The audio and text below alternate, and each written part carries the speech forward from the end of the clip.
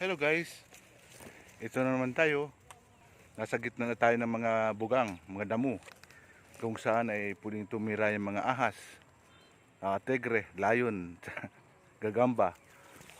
Kaya mga guys, para maiba naman, eto, nandito sa gitna tayo ng mga bugangan na kung saan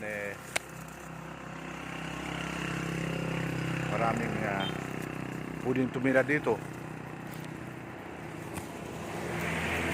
Yan o, maraming pwedeng titira. Yung mga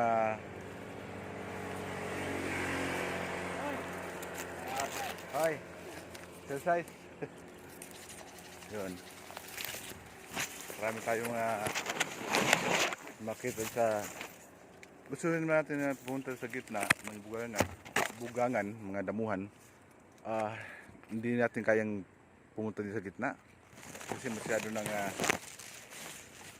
masyadong crowded. Kaya hanggang dito lang tayo guys, medyo hindi tayo nakarating sa gitna kasi alam mo naman talagang madamo.